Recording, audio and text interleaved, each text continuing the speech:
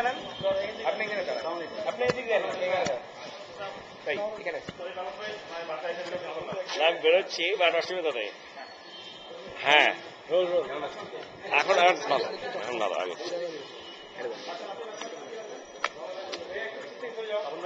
হুম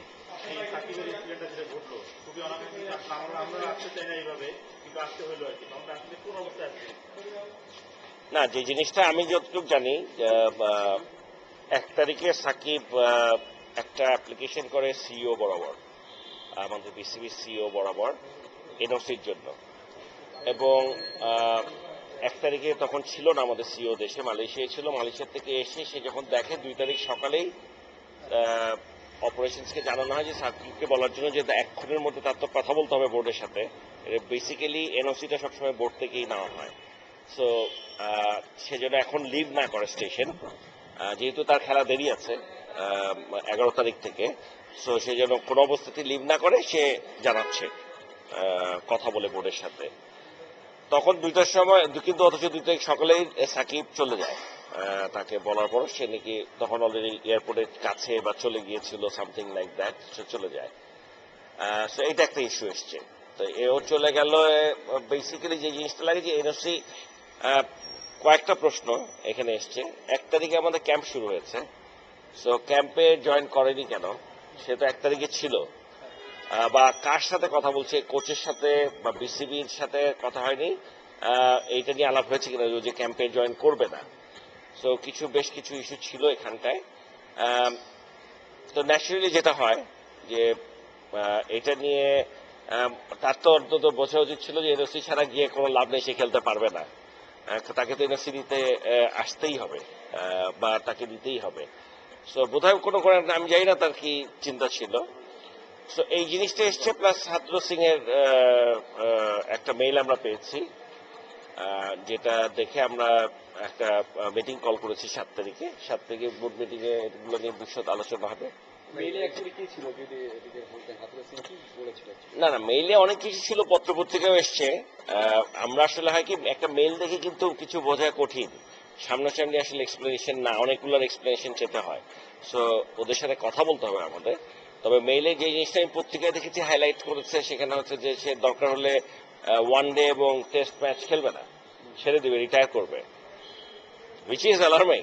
মানে কি, IPL and Caribbean league is, তার কাছে, একটা প্লেয়ারের কাছে, যদি আমাদের দেশের প্লেয়ার, যার জন্য আমরা এত কিছু করছি আমাদের এই ক্রিকেট টিমের জন্য, ক্রিকেটের উন্নতির জন্য, নতুন নতুন কোচ নিয়ে আসছি, এত কিছু করছি, তারা এই সমস্ত বেনিফিট নিয়ে যদি দেশের জন্য না খেলে বিদেশের খেলাটা তাদের কাছে প্রাধান্য পেয়ে থাকে, তাহলে তো উইল হ্যাভ টু রিথিঙ্ক এই সমস্ত প্লেয়ারকে আদৌ আমাদের কোচিং দেওয়া ঠিক কিনা, বা এদের পিছনে পয়সা নষ্ট করা ঠিক কিনা।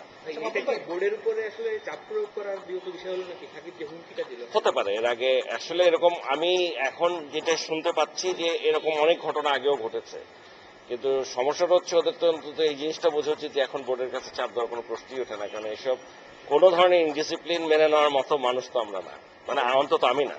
এর আগে একটা পেনাল্টি হয়নি সাকিবের, তার পেনাল্টিটা না হওয়ার পরপরই তো সে আর একটা সেক্ষেত্রে কি আপনারা সংযত, আপনারা কি ছাড় দিচ্ছেন, বিষয়টা কি এমন বলছে না, এখানটায় দেখেন, আসলে একবার যেটা নিয়ে কি তাকে পেনাল্টি দেওয়া হয়েছে, হয়নি কোথায়, 3 ম্যাচ সাসপেন্ড করলাম, তো তখন তো সকল তরফ থেকেই রিকোয়েস্ট এসেছিল অন্তত একটা ম্যাচ ছেড়ে দেওয়ার জন্য। তারপরও এটা ইনভেস্টিগেশন রিপোর্টটা আমরা 7 তারিখেই পাবো। ইনফ্যাক্ট ইনভেস্টিগেশন রিপোর্ট সাবমিট করা হয়েছে। এটা তো অবশ্যই তাকে ইন্টারোগেশনের জন্য তাকে ডাকাও হয়েছিল, আপনারা জানেন, বিসিবিতে সে কিন্তু এটার হ্যাঁ শুনানিতে এসেছিল। সো বেসিক্যালি আমরা কোথাও ছাড় দিইনি। হ্যাঁ, বলতে পারেন যে ওটার কি, তারপরে বিসিবি কি ডিসিশন নিল সেটা নির্ভর করবে তার শুনানিতে সে কি ধরনের রেসপন্স করেছে, তাদের মতামত। এছাড়াও আমাদের যে ইনভেস্টিগেশন করা হয়েছিল ওই রিপোর্টের উপরে ভিত্তি করে যে কি কি হয়েছে। তবে হ্যাঁ, একটা জিনিস ঠিক, আমাকে যদি পার্সোনালি বলেন, সাকিব আমাদের বাংলাদেশের একজন অত্যন্ত জনপ্রিয় খেলোয়াড়, এবং সে আমাদের বেস্ট প্লেয়ারই বলতে গেলে, বাংলাদেশের বেস্ট প্লেয়ার, অ্যান্ড আমরা সকলেই তাকে অত্যন্ত পছন্দ করি, ভালোবাসি। কিন্তু একজনের যতই ভালোই হোক, এরকম স্টার বা সুপার প্লেয়াররা যখন যদি একটার পর একটা নিয়ম ভঙ্গ করে যায়, তখন কিন্তু টিমের মধ্যে আর কোঅর্ডিনেশন কন্ট্রোল কিছুই আর থাকে না। এবং একটা সময় এটা কিন্তু আমাদের ফিউচার যে ভবিষ্যতে যে ক্রিকেটারগুলো আসছে তাদের জন্য কিন্তু এটা একটা খুব খারাপ মানে ইনসিডেন্স বা একটা রেকর্ড রেখে যাচ্ছে। কাজে ভবিষ্যৎ ক্রিকেটের সাথে অবশ্যই আমাদেরকে এই সমস্ত জিনিসে নজর দিতে হবে এবং এগুলোকে দেখতে হবে।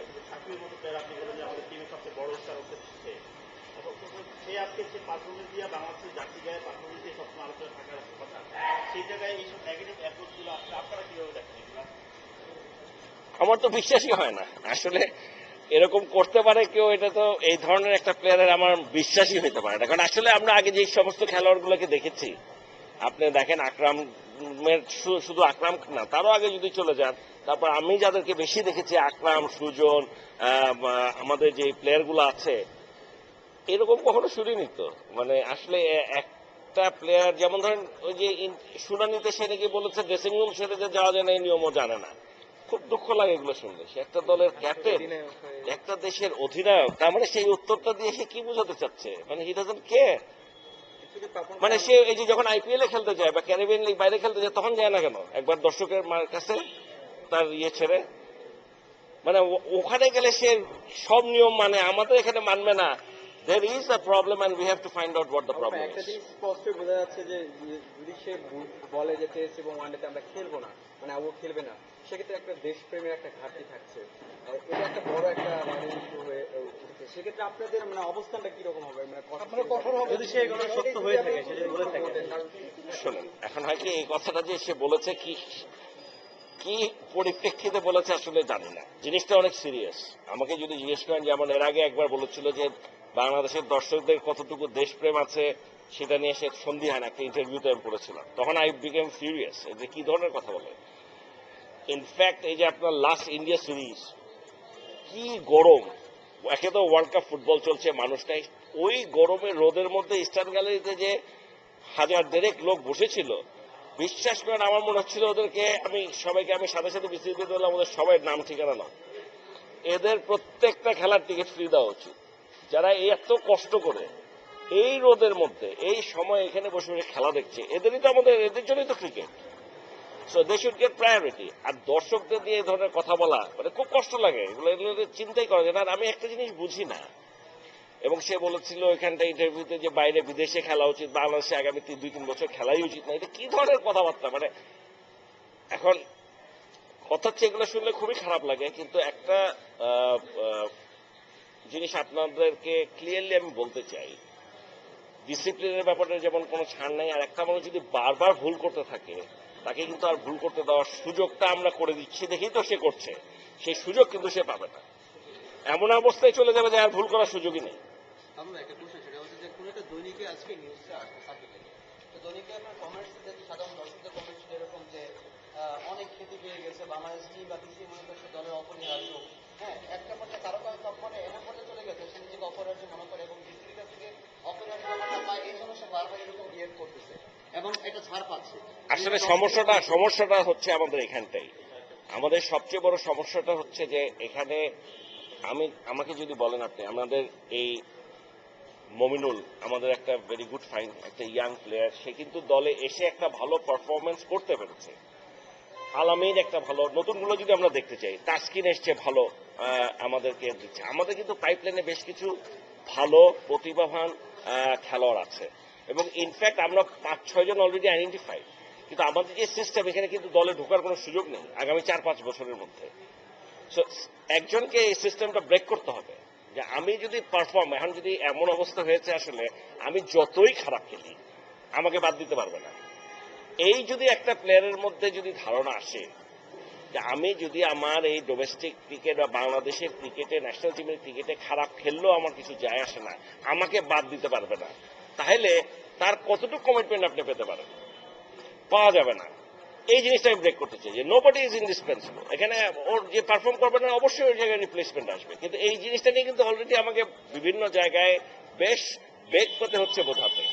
ওদের আরেকটা ভার্সন হচ্ছে যে না, আপনি যদি এরকম পারফর্ম না করলে তাকে বাদ দিয়ে দেন, সবাই মোরাল উইক হয়ে যাবে যে আমি ভালো না খেললে তো আউট হয়ে যাবো। তাই বলে একজন যদি পারফর্ম নাই করতে থাকে, খারাপ খেলতে থাকে, ওর চেয়ে ভালো প্লেয়ার আমার আছে কিনা আমি দেখারও সুযোগ নিব না, অন্যদেরকে সুযোগও দিব না। তাহলে আমি 11-এ আমরা যে 16 জনের একটা টিম করি, ওখানটায় তাহলে অন্য প্লেয়ার রেখে লাভ কি, খালি 11 জনই পাঠাই দিই। So basically what I want to say, যে এই ধরনের বেশ কিছু ইস্যু নিয়ে অলরেডি আমরা কিন্তু ডিবেট চলছে, এবং আমি পার্সোনালি এই প্রত্যেকটা বিষয় নিয়ে জড়িত। এবং আমি আপনাদেরকে এই ওয়ার্ল্ড কাপের শেষ হওয়ার পরপর বলেছিলাম যে ম্যাসিভ চেঞ্জ আনতে হবে আমাদের। খালি আমি একটা দুটো প্লেয়ার চেঞ্জ না, কোচের মধ্যে চেঞ্জ না, মেজর চেঞ্জ কিছু রিশাফলমেন্ট আমার দরকার। কারণ যে সিস্টেমটা আছে, এই সিস্টেমটাই আমার কাছে মনে হচ্ছে যে একটা মেজর রিশাফলমেন্ট করা দরকার। তো আমরা অলরেডি কোচ চেঞ্জ, আপনারা দেখেছেন নতুন কোচ এসছে, বেস্ট পসিবল কোচ আমরা যেটা পেয়েছি তাদেরকেই নিয়েছি। আমাদের তরফ থেকে কোনো ঘাটতি থাকবে না, কিন্তু তারপরও বেশ কিছু জিনিস আছে যেগুলো নিয়ে আমরা মনে করি এখন বোর্ডকে আবার নতুন করে চিন্তা ভাবনা করতে হবে।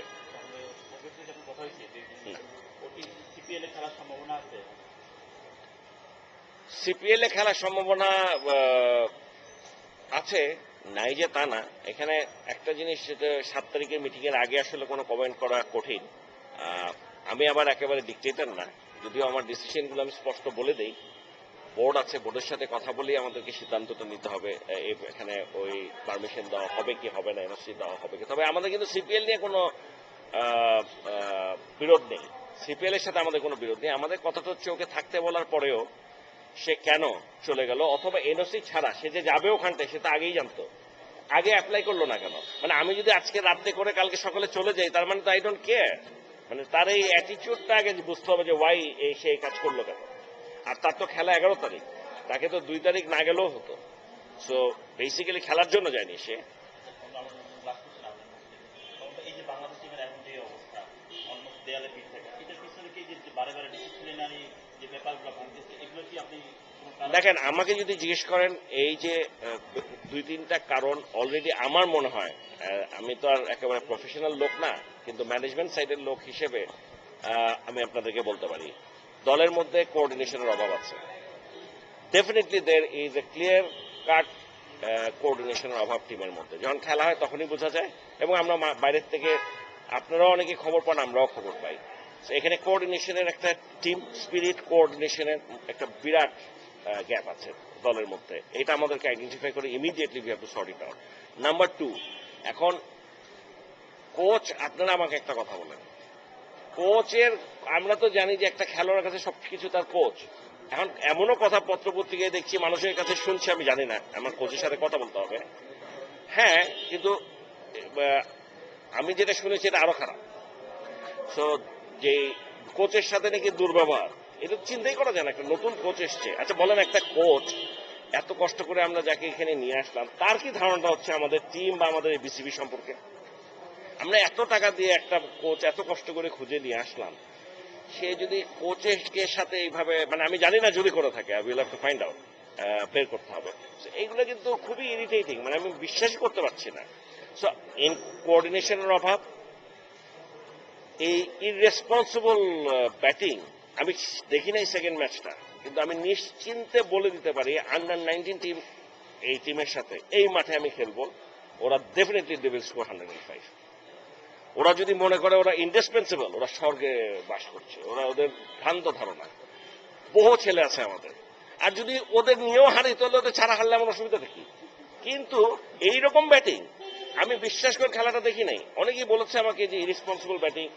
আমি কালকে খেলা দেখলাম স্টার স্পোর্টসে, আমি ব্রাজিলের সাপোর্টার, আপনারা জানেন, ব্রাজিলের খেলা হচ্ছিল, আমি ওই খেলা বাদ দিয়ে টেনশন মুহূর্তে আমি ওই খেলা দেখছি যে কিভাবে হারলো বাংলাদেশ। আমি বিশ্বাস করতে পারছিলাম না এগুলো কি শট খেললো তারা, ইম্পসিবল। মানে এইটা যদি ওরা বলে তারপরও যে ওরা দেশ, কমিটমেন্ট আছে, সিনসিয়ার, এইটা মেনে নেওয়া যায় না। আপনারা দেশের মানুষ মানতে পারে, কিন্তু আমি অ্যাজ এ প্রফেশনাল কোন অবস্থাতেই মানতে পারি না। So there is something wrong and we have to solve that problem. এটার জন্য যদি মেজর সার্জারি করতে হয়, will have to do surgery.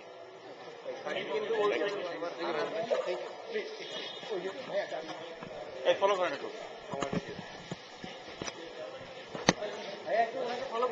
Follow Nasir,